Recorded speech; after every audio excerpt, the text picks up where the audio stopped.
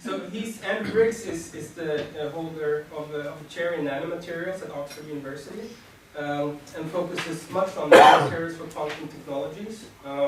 He had a colloquium yesterday at Uppsala University where he talked about his latest research, which involves machine learning and how they use that in their experimental, in obtaining experimental results. However, he's got lots of things on his CV, and if I were to read everything, we would be here all night. So since 2010, he's directed the University of Oxford for Templeton World Charity Foundation. He has more than 600 publications with over 24,000 citations.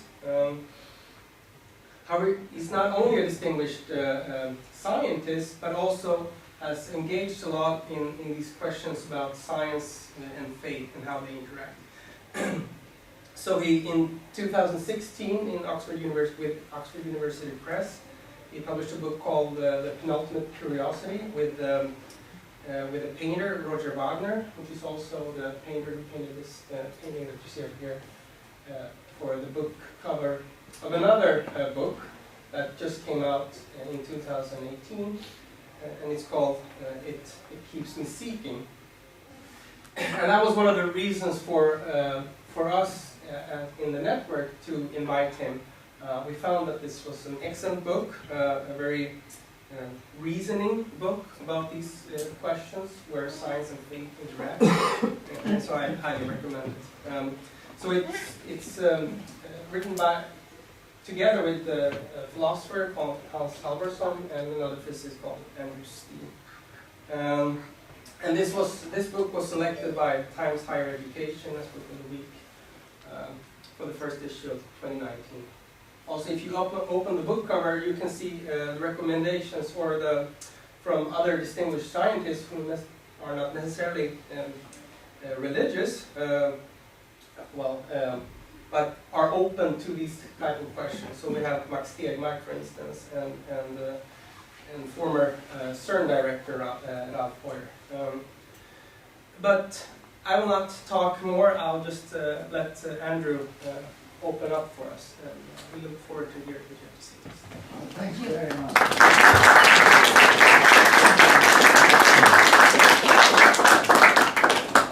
It's a joy. Isn't this setting absolutely wonderful?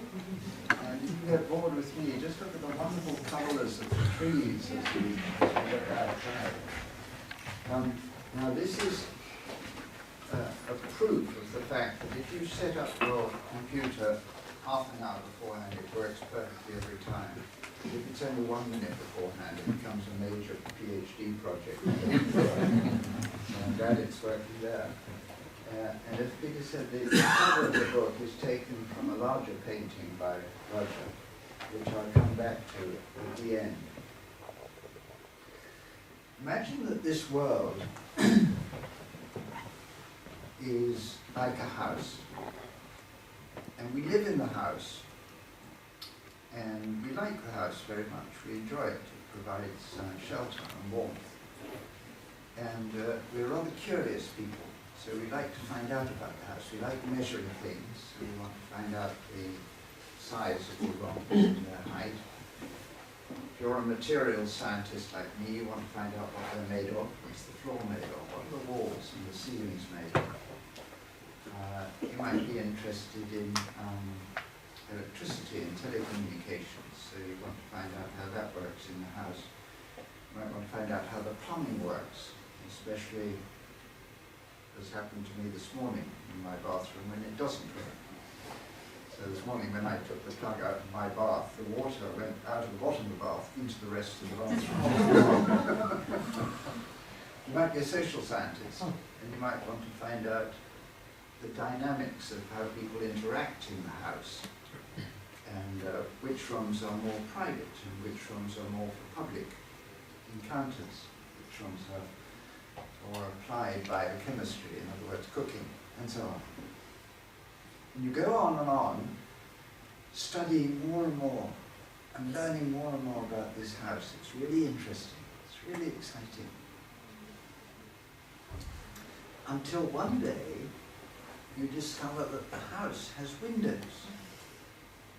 And you can look out through the windows.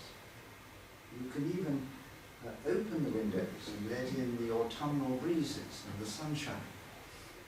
And the windows, as it were, invite you to a world beyond the house. And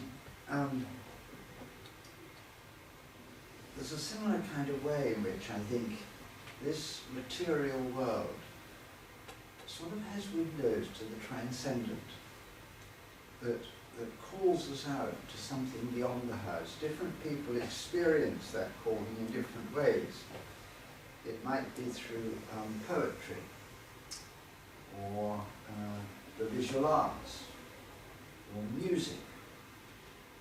And you listen to a Bach cantata, and it calls you out to something beyond just this simple material world that we study so fruitfully with the natural and social sciences, and I would say also through the humanities. And for some people, that leads them to enriched cultural experiences that have a deep validity. For some people, it leads them to a sense of belief in God. A famous example of that was Antony Flew, who described himself as the world's most notorious atheist. And then he wrote this book where the title was "There is no God," and which is what he'd been saying most of his professional life. And then he crossed it out and said, "There is a God." And for him, he describes three ways in which this material world called him to something beyond itself. One is the fact that nature obeys laws, which if you're a physical scientist might be Schrödinger's equation or plate tectonics. Or if you're someone in the life sciences, it might be the constraints of evolution, a subject that's changing very fast now, becoming richer and richer with every year that passes. For him there was this dimension of life, intelligently organized and purpose-driven beings that arose from matter. Some people express it, what properties does the universe need to have in order that some subset of the universe can become conscious of the whole. Can I shut the door? Come in, welcome. Welcome, come and join us. Come and join us. There are seats available. I don't know if there are two seats together. You may have to split up. There are certainly seats.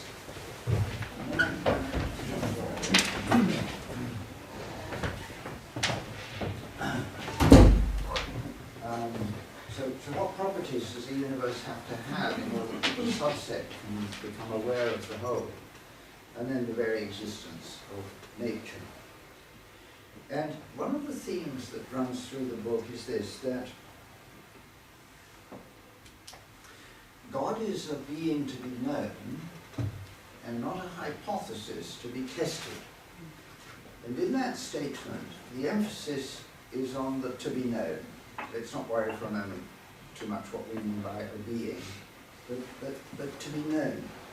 And you can think of the change that took place.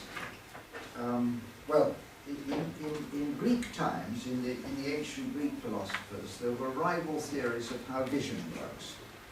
And there was what was called extramission, namely something goes out from the eye to the object being perceived, and intramission, where something comes from the object being perceived into the eye. And that controversy raged for a little over 1,000 years, was finally resolved in what people are pleased to call the Dark Ages, which were actually anything but, by an Islamic scholar actually. And finally it was established that when we see things, it's something going from the object into our eye.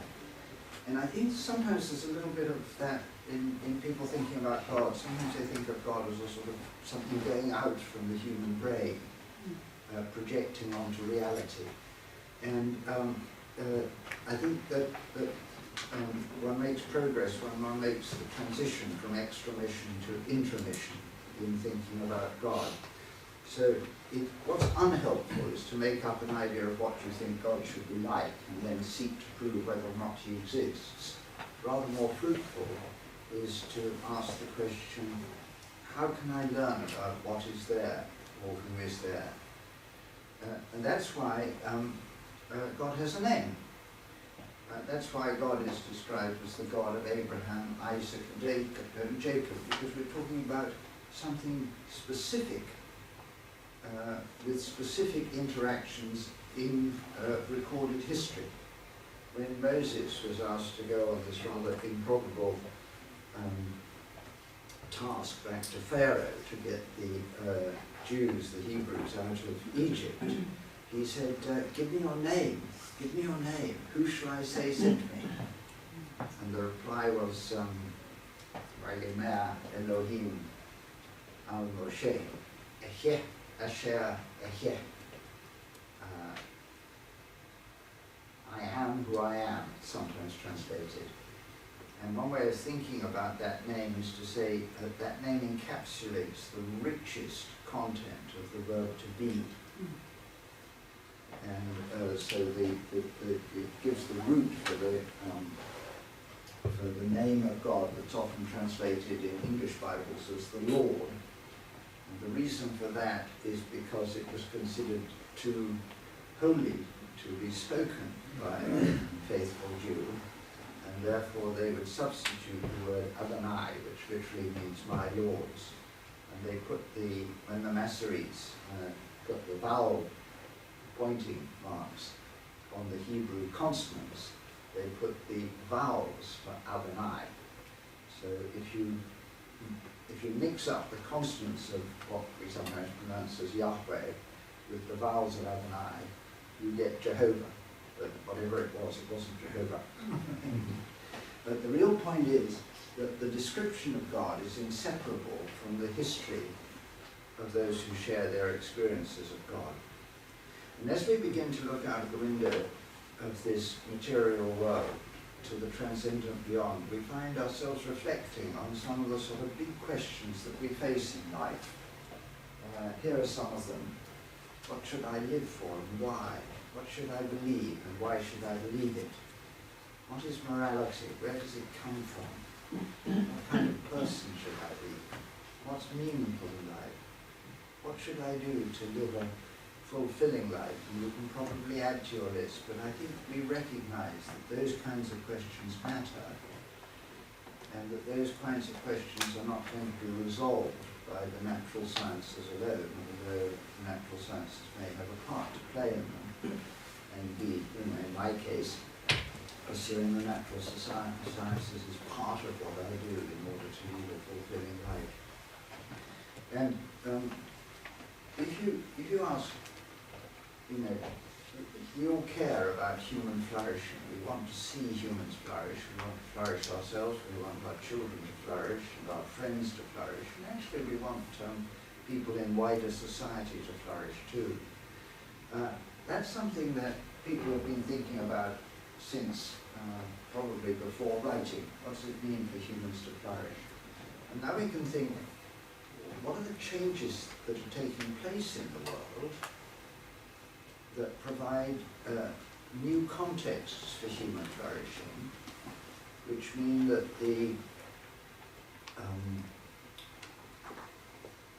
approaches to human flourishing that have been around for a long time either need to be applied in fresh ways or maybe possibly even replaced, but anyway thought through anew. And here are some of the changes you can think of that are taking place in our world that would have an impact on our flourishing. Changing patterns of religious commitment, changing demographics of life expectancy, achievements of literacy, changing proportions of employment and leisure. And then I put two technological ones at the bottom, advances in machine learning and advances in gene synthesis. And I'd like just to take those two, and just to focus in on them a minute, and say, what new sort of questions do those raise that need to be approached. Now before I do that, I wanted to just to stand back a bit and say, you know, if we're thinking of the transcendent, we're thinking of what lies beyond the windows of this material world in which we live.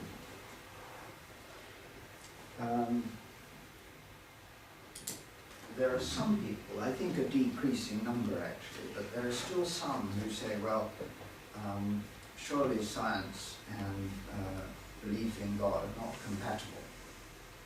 And they may raise what is rapidly being seen as a myth of a sort of historical warfare between science and religion. And the reason I call it a myth is because there's now a growing consensus among historians of science that this is a myth that was created towards the end of the 19th century. Two of the names that are associated with it are Draper and White from two universities on the east coast of America. And they were people who wanted to reject religion in general and specifically the Christian religion. And in order to pursue their agenda, they needed to create a backstory that there had always been a conflict between science and religion since early times. And so now the evidence that's being increasingly brought to light by historians like Peter Harrison and others is that you don't actually find the evidence of this warfare before Draper and White and their contemporaries got going. And they created this backstory which somehow had sort of populist appeal, particularly in the USA, but it spread to the world too. So that now you've got this sort of assumption around that science and religion are warfare. Now, as I say, I think that's past its heyday, but it's just worth addressing it and recognizing it in case we come across it. And a rather more positive story is the story of the entanglement between science and religion, and the way that they've often gone together. Because they're human endeavors, sometimes things go wrong. Anything that humans do goes wrong sometimes. But they've gone right, and been very positive a lot of times. And Roger Wagner, whose name has come up already, who I read The Penultimate Curiosity with, and I started off our discussions about this about 16 years before we finished the book, looking at the invocations on the outside of the first purpose-built large-scale science building in Oxford, and the same in Cambridge. So the one in Oxford is the Museum of Natural History.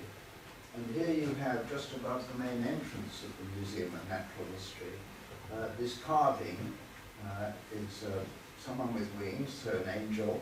And you see in one hand holding, it's faded, in one hand holding a dish with 3 cells in it, 3 biological cells. In the other hand, a book representing the Bible. Because Henry Ackland, who was the driving force behind the Museum of Natural History in Oxford, wanted to bring together those two things, and actually a third passion too, which was art. And then in Cambridge, this is the Cavendish Laboratory, which was the first purpose-built laboratory in Cambridge. It was the Department of Physics. And almost certainly at the instigation of James Clerk Maxwell, who was responsible for every detail of the laboratory, it has this inscription carved on the doors. But it's quite difficult to read because it's in this elaborate Gothic script, and it's in Latin. By the time I went to Cavendish to do my PhD, it had moved to new premises in West Cambridge, which is where it is now. And in my first year as a graduate student, because I knew the story of James Clerk Maxwell's inscription on the original doors, I suggested to Sir Brian Pippard, the head of department, that it would be splendid to put the inscription over the entrance to the new Cavendish Laboratory. And now that not so many people speak English, it would be, not so many physicists read Latin, it would be good to have it in English. And he undertook to put it to the departmental committee. Only years later did I learn that he thought the department committee would reject it. And he was absolutely astonished when they rather warmly endorsed the idea and agreed to it. So during my time as a PhD student, this was put up over the entrance of the new Cavendish laboratory. And in fact, that photograph is the frontispiece of my PhD thesis. And I was there a little while back and took a more recent picture in colour. They changed the glass doors, but they kept the inscription. And I'm afraid because of the reflection in the glass, I'm sorry this is a bit of a selfie. And I love this inscription because it says that the works of the Lord are great, sought out of all them that have pleasure therein. In other words, what scientists are doing is having the pleasure and enjoyment, and if I dare say so, sometimes it's fun, of finding out how God makes the world work. But now, after we'd finished the book, Roger and I decided to make a film about it. And because I'm a pilot, we thought that it would make a good film if we flew around the Mediterranean, filming at some of the places where significant advances in curiosity took place. And I can show you now a little trailer for the film. You'll see that sometimes we're flying in the plane with headsets and the film crew are in the back hooked into the audio system of the plane, talking about, filming me and Roger, talking about where we're going and why we're going there and what we hope to see. And the film, this little trailer that I'll show you, picks up the story where Roger and I have been discussing how the motivations for those,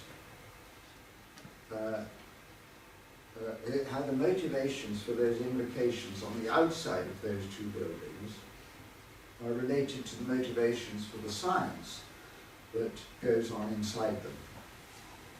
In the book that Andrew and I wrote together, we traced his motivations as far back through history as we could go. And now we're going on a journey to explore some of the key places in the long and extraordinary story that we discover. I can remember that in the 1990s, what people called the human revolution only happened when Homo sapiens migrated from Africa to Europe and started making paintings. And what changed that was the discovery in the Blombos caves in South Africa of evidence that people were making symbolic markings 100,000 years ago. I mean, in the newspapers they described it as the first artist's studio, which I love because they found these extraordinary abalone shells which were used for storing and actually mixing pigment.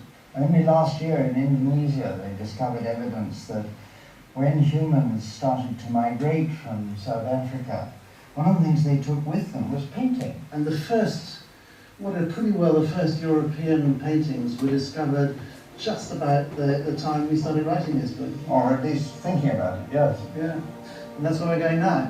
À la France!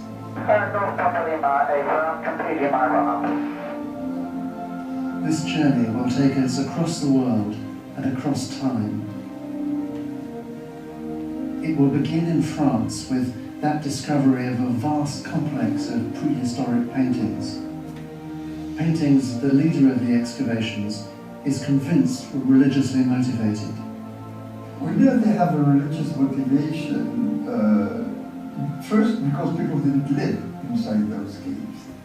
But paintings which also show an astonishing attention to anatomical accuracy. Doing it with such accuracy might have been vital because they were recreating them. It was made perhaps 35,000 years ago, and it's an astonishing piece of work. The journey will take us on to a city on the coast of eastern Turkey. I mean, the ruins are somewhere inland, so I'm not sure we'll see them. In 600 BC, Miletus was a coastal town, a wonderful centre of new thinking. A city where, in the 6th century BC, a new idea of the divine coincided with a new kind of interest in the natural world. From there, we'll follow the route by which one man brought this idea to 5th century Athens. Plato said he was the first person to work out how the shadowing of the moon was related to the sun. Yeah, he also said that the sun was not a god, but a fiery ball, which in 4th century Athens must have been a pretty controversial thing to say. Yeah, I think he was probably quite courageous chap, actually. And visit the places where it provoked opposition and sparked a whole new way of thinking about the gods and studying the world. We will follow the path of these ideas to Alexandria in Egypt. But what happened in this great multicultural city when the philosophical religion of the Greeks and the revealed religion of the Jews and Christians came into contact? Well, the answer was riots.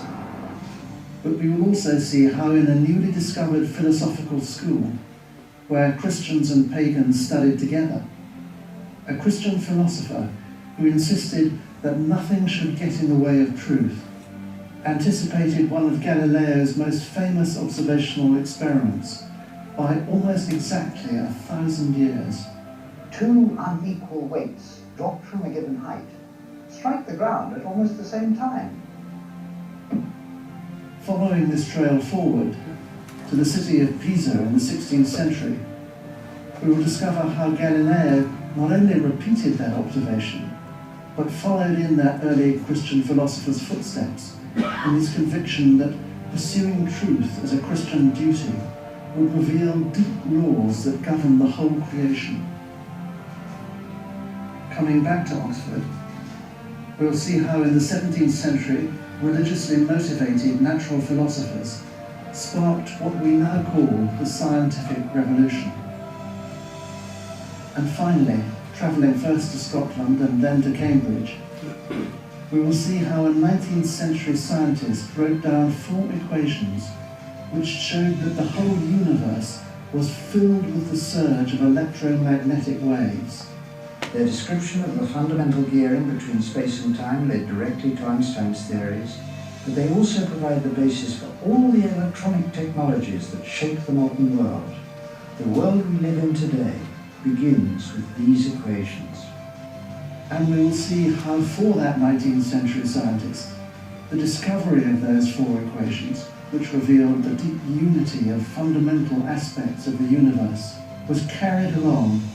Human beings seem to reach out beyond the horizon of the visible world in order to try and make sense of it as a whole. You could describe it as ultimate curiosity. If then our curiosity about the world around us moves, as it were, in the slipstream of that ultimate curiosity, you could describe it as penultimate curiosity.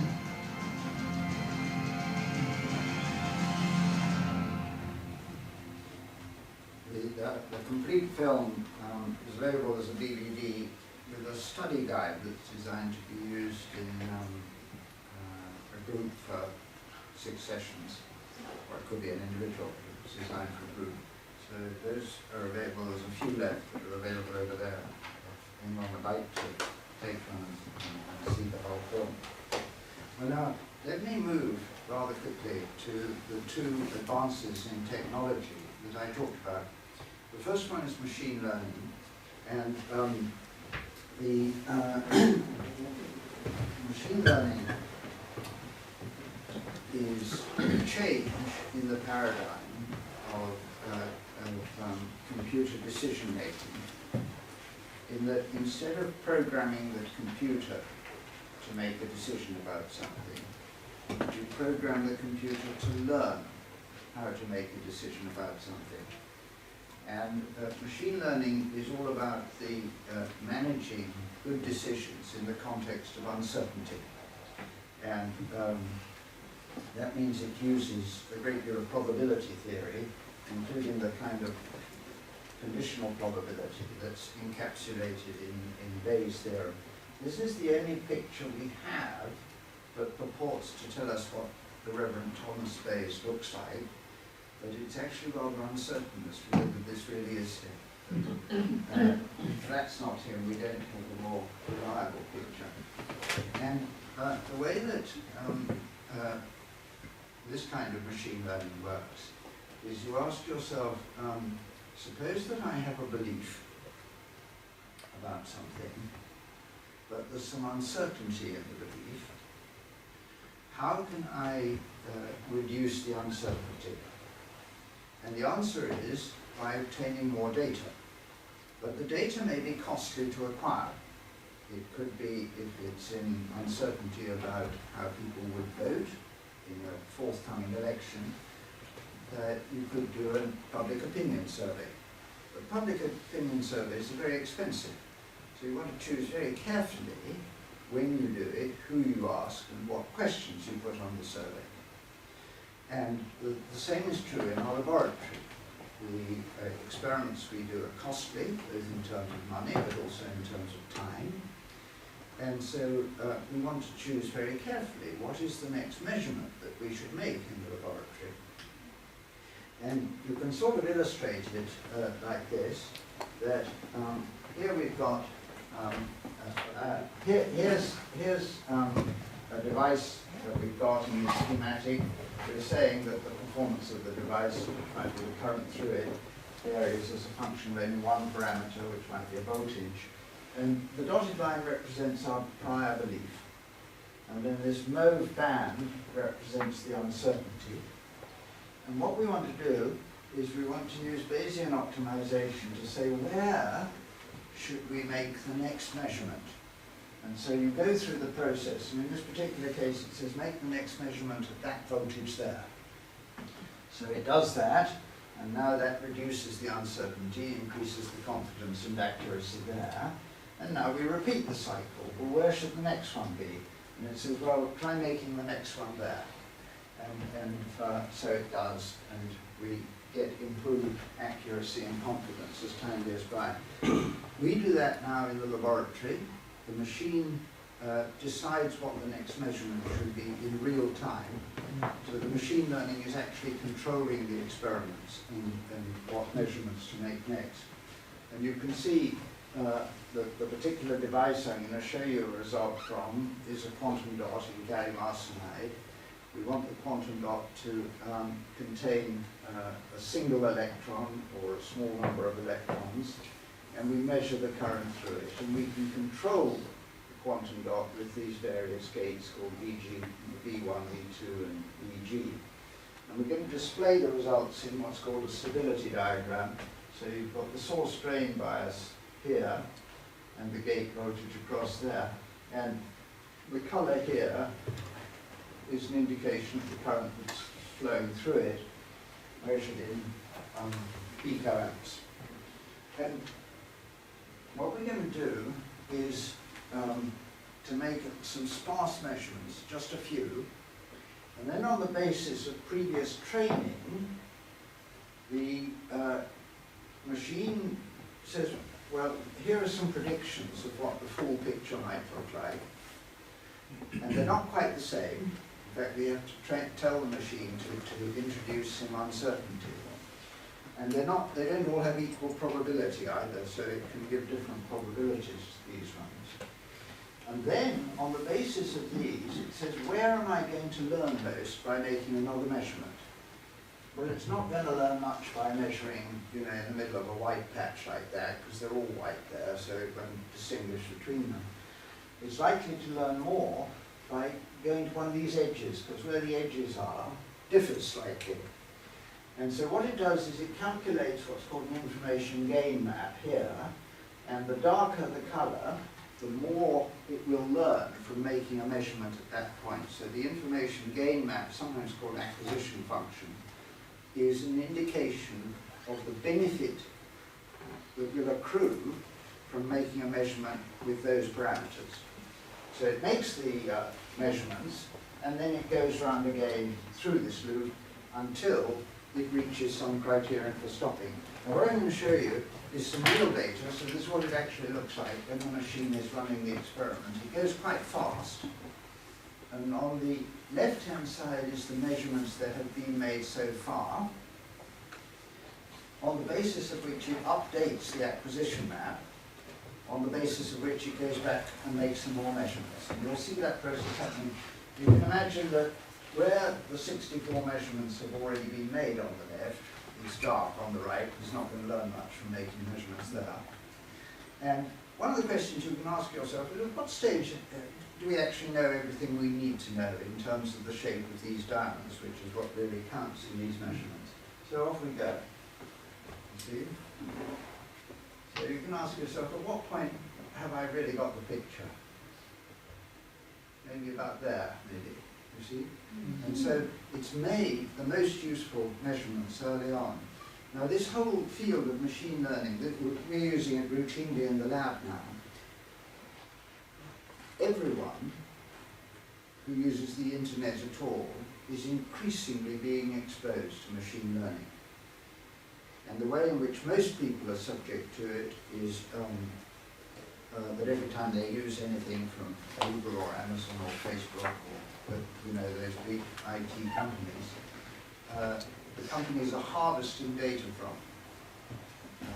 There have been various sort of estimates people have made, after 15 searches on Google. Google knows as much about you as your friends do.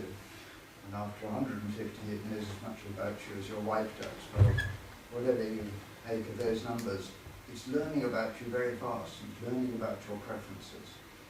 And it may be then targeting information at you, and it may even be seeking to change your preferences. And it may be doing that for commercial reasons or other reasons that you might not be so pleased about. I want to give you just one final illustration of how fast this machine learning is going for writing. And the example I'm going to give you is one from a whole series of demonstrations that you can look up on the web, where you have a small amount of human-generated text, and then the machine is asked to predict what would follow.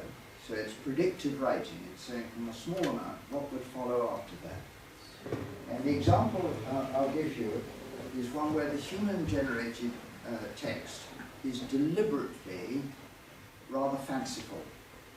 And the reason they did that is they wanted to choose a topic on which it's most unlikely that there's anything else already written on the web. And therefore the machine can't just plagiarize from copying and pasting from the web. So you'll see it's a scenario where probably you couldn't find anything on the web that's actually written about that scenario. And then I want you to read what the machine wrote and ask yourself, if I hadn't told you that was a machine, would you have known that it wasn't a human writing it? So here we go. Right? This is one example of many. So the system prompt that was human written was, in a shocking finding, scientists discovered a herd of unicorns living in a remote, previously unexplored valley in the Andes Mountains. Even more surprising to the researchers was the fact that the unicorns spoke perfect English. All right? So you won't find that story on. Now, I'll just give you a moment to read through it rather than me reading it out. See what you make of it.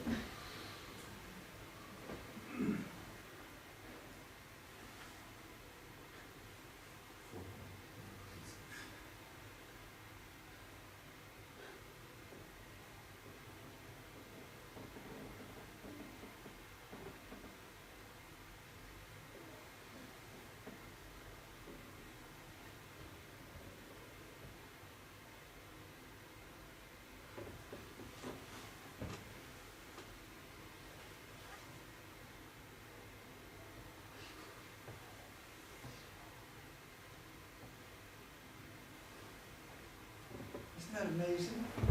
That was entirely written by a machine, that whole piece. It's astonishing.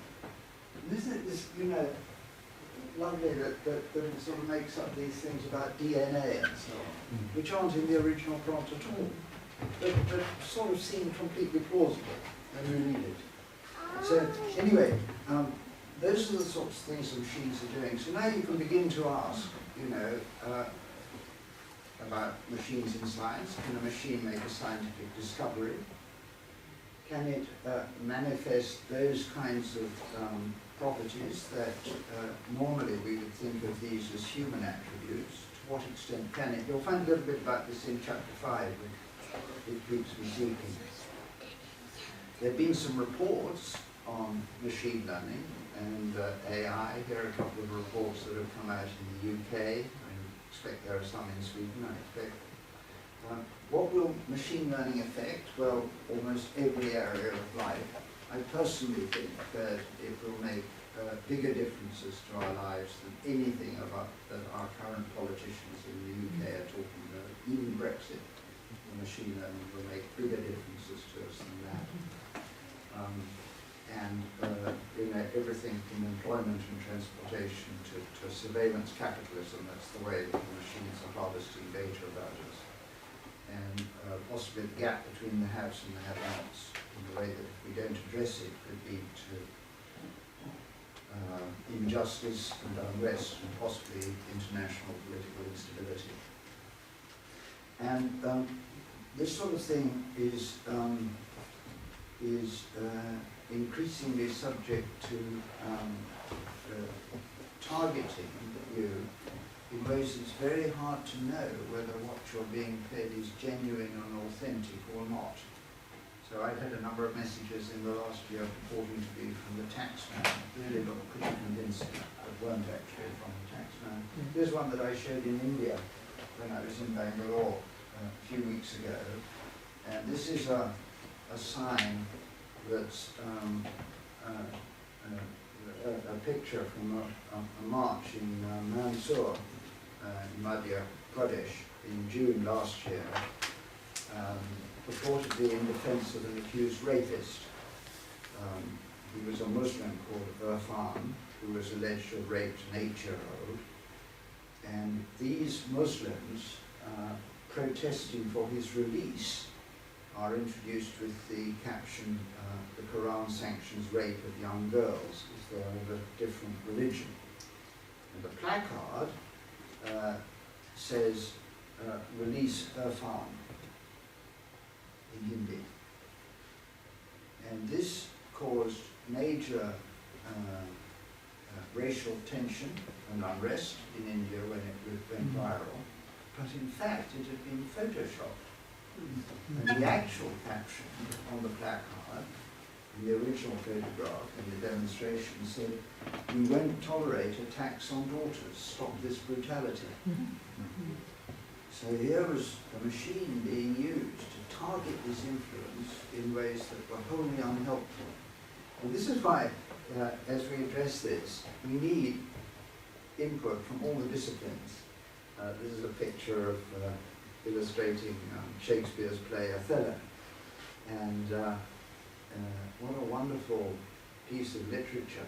Shakespeare got there first, to see how targeted influence can persuade someone of something that has no basis in fact, and which leads to disastrous consequences. In the play, it's the death of 4 of the characters. So what are the challenges of machine learning and the opportunities?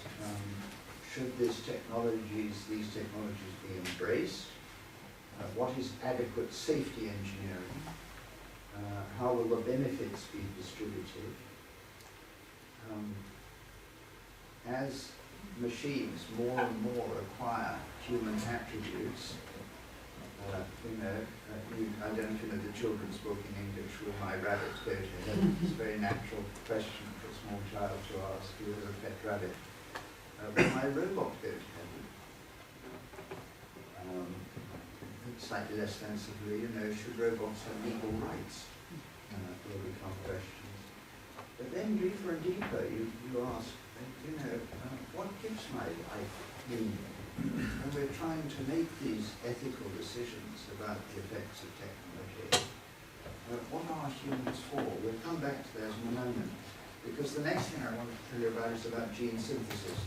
This relates to work in my laboratory, where we study how electricity flows through a single molecule. So the kind of experiments we do are to take a porphyrin molecule and to wire it up in a gap about 2 nanometers wide in a graphene nanodiode. And we can actually see what we're doing with this sort of resolution. So this is now routine in Oxford. these are carbon atoms.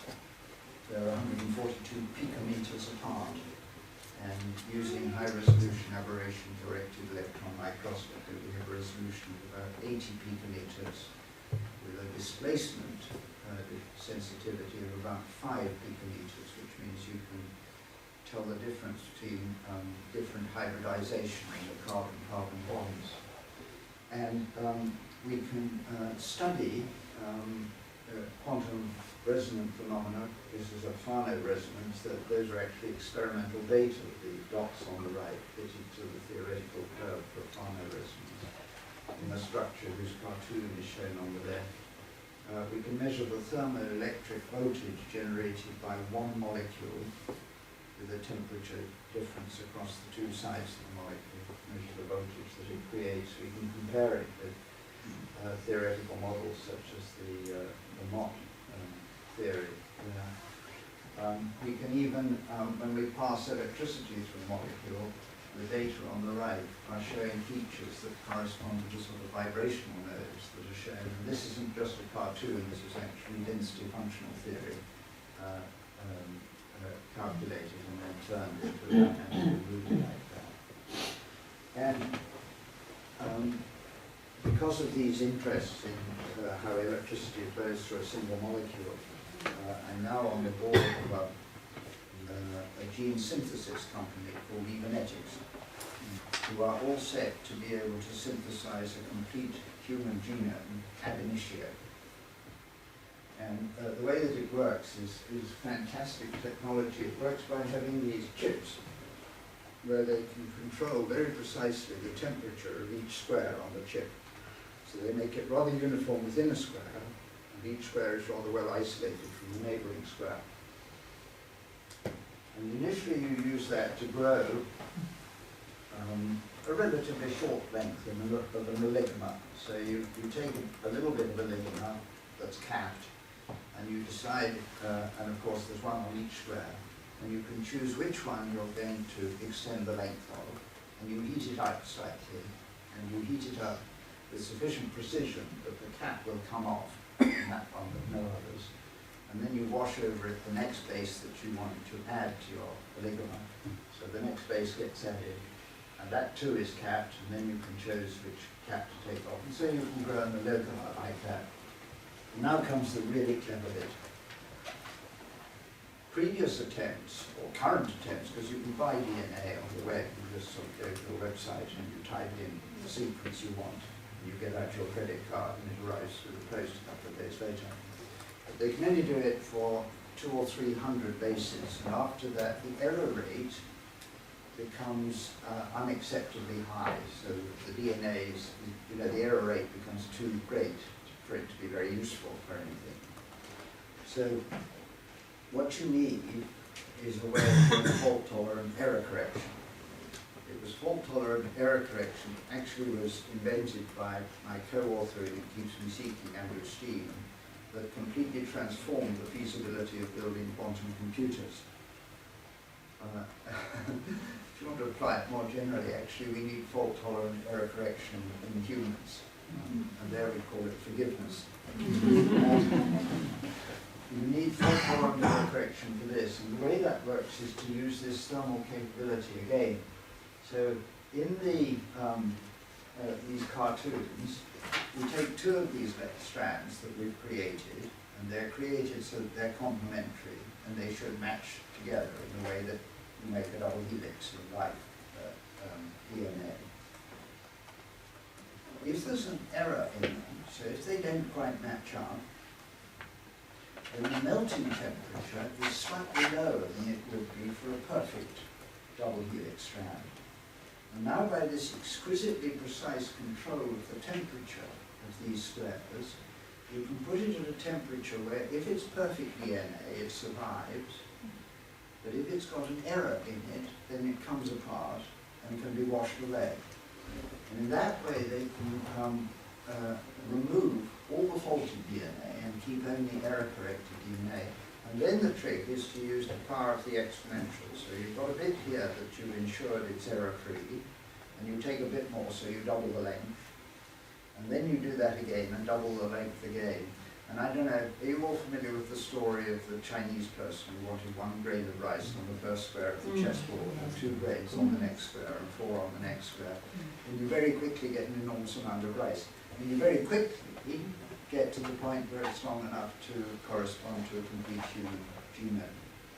So now you think, oh, what are we going to do with this capability when it comes along? Well, there have been a number of reports. There are some of them, the recent ones. There's been quite a lot more in America, actually. Again, I expect there are some in Sweden. People have tried to come up with principles of biomedical ethics. These 4 are quite widely accepted in medicine.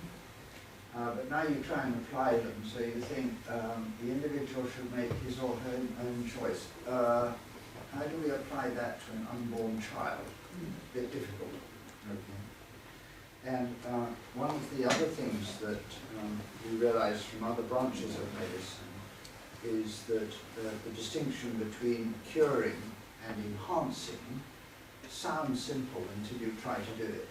And then once you try to do it, you discover it isn't as simple as that, it's more complex.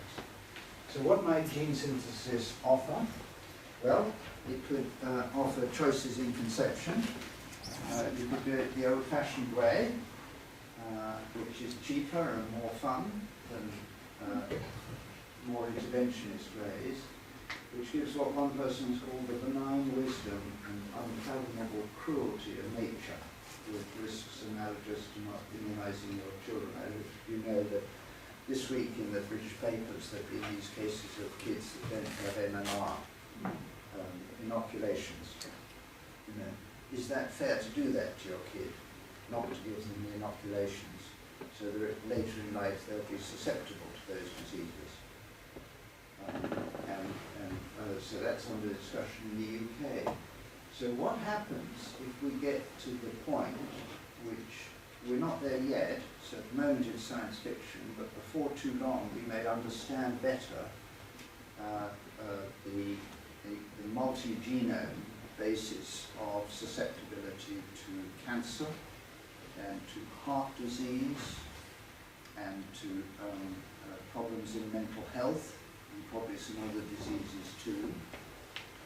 So what will happen if in the years to come people have a child who succumbs to one of these, visiting a child with terrible mental illness, and turns around to their parents and say, well, you had the technological capability to give me a genetic basis that would have made this less probable. Why didn't you do it? Those are the kinds of ethical issues that I think we're going to face. And then you can think, you know, with genetically modified crops, we modify them for performance, you know, better drought resistance or whatever. What happens if one day, which may not be too far away, we have the capacity to modify humans for performance? A good way of engaging with the public about this is to think of genetically modified athletes. Have we seen the last Olympic Games that had non-GM athletes? You may know that earlier today someone ran a marathon in under 2 minutes. I'm sorry, under 2 hours without drugs. Right? But we all know, because it catches the public imagination, about drugs in sport. Okay, when you say, well, sport, you know, it's a voluntary acceptance of completely arbitrary criteria. There may be other areas of life where the criteria are less arbitrary, and where GM or gene synthesis might alter the possibilities. So, you know, synthetic biology, what are the challenges and opportunities should you cure a single point gene defect from an individual? Well, that's lawful in the US already. The FDA have made that legal. The somatic DNA, not the germline DNA, because of the safety engineering. Should you use GM to enhance performance? But then again, we come back to this question, what do you think about it? You know, what does it mean? What does it mean for humans to flourish? What are we here for? Why are we here? So let me come back to this question of the transcendent. and the human. Because if you think, what is it that's unique about us as humans?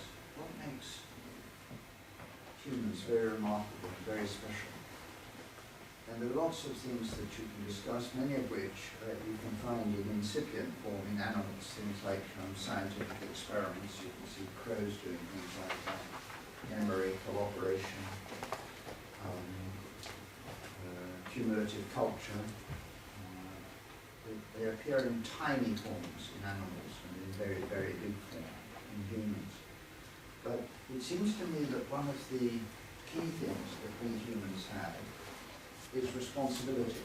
Sometimes people discuss free will, and I know why they discuss that, but I find it personally quite a difficult concept. You know, if I look back at things I did, I'm not sure how free I was, I'm not sure how much I was influenced by parents and teachers and pastors and friends and the culture, probably more than I care to admit.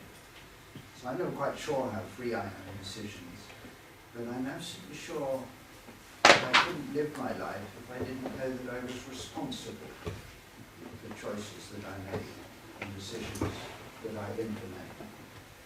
And the early chapters of Genesis have a lot to say about this. In Genesis 2, you get the second description of the creation of man and woman.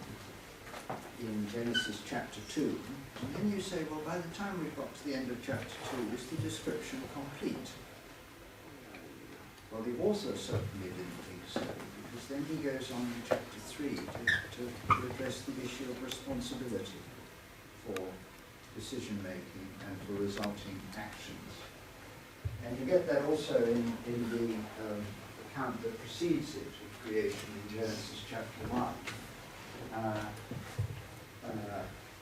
Where you get this repeated sort of refrain, Vayera Elohim Kitov, and God saw that it was sometimes translated as very good. I think in its context, a better English translation is fit for purpose. He looked at these things he made, and yeah, no, they'll do. They're fit for purpose. And then he created man and woman in his image, in the image of God. He created them. You get this word for image, tzev, repeated. And quite a good way of thinking of that is a kind of statue that a ruler would put up in a part of his territory that he didn't often visit. Just to remind you who's in charge and who you're accountable to. So this sense of being responsible and accountable seems to run right through the earliest accounts of what men and women are for. And so as we think, why are we here? What are we for? We look out of this window to the world beyond. This idea that we're responsible and therefore accountable to whom seems to be pretty prominent. This is a picture of Andrew Steane and Hans Halvorson and me talking about these things in the context of writing the book. It keeps me seeking. After we'd taken the picture, Roger Wagner pointed out that if you look at the poses of the three heads of Andrew and Hans and me, they seem to correspond rather remarkably closely to the poses of the three heads on the title page of Galileo's Discourses. So here you've got Aristotle, Ptolemy, and Copernicus. Well, I assure you that any such coincidence is entirely unintended. The picture that appears in the end papers of the book, It Keeps Me Seeking, is this one by Roger. And it's a painting called Writing in the Dust. And as so often in Roger's paintings, he uses modern technology to bring into the present a story that you recognize from the literature of the past. And the attention to detail is just astonishing. If you could see the original, I don't know if it's visible with this resolution, but the original which hangs in Auckland Castle, in the top right-hand corner of that smartphone, there's a tree. And the reason is that it's the tree that's out of the picture over here that's casting that shadow there. And you see some people throwing stones at the woman, but others taking pictures with their phones, and there's a TV camera over there. In many Bibles, this story might have the heading in English, The Woman Taken in Adultery. Roger subsequently wrote a poem about it, which he entitled The Men Taken in Hypocrisy. And the poem starts off, you can see the features, the beating of a swallow's wings, the stone jar poised as if to fall. And I'd like, if I may, to close by reading you the poem. The beating of a swallow's wings, a stone jar poised as if to fall, a fierce and unforgiving sun that beats upon a whitewashed wall, that finds and tracks each human flaw and reads the writing in the dust of broken hopes and powdered dreams and love reclassified as lust, where images of shameful death describe a life defined by blame, the beatings of a swallow's wings above a place of public shame are like the barest breath of grace that stir the unforgiving air, that shift the eye, the gaze, and lead the eye beyond the camera's fatal stare to where one writes within that dust of dry bones in a bone-dry place of broken hopes and powdered dreams, the unseen, unhoped words of grace which free accuser and accused, which spell out how our life begins, a motion like a breath of grace, the beating of the swallow's wings. It's all about grace, undeserved love. And that's why human flourishing, because humans need this grace, they need this undeserved love. That's why human flourishing needs this transcendent dimension. That's why we need to look out of the window. Often when people are talking about science and Christian faith, they get hung up about miracles. What do you think about miracles? Because miracles, as described, aren't what we expect to happen. And we chose this picture because there's so much else that Jesus said and did that isn't what you expect. It's just different from what you expect. And sometimes we fail to be as surprised as we should be because we've sort of got used to it. But it's very remarkable what he offers. And that's why we chose that picture for the cover of the book.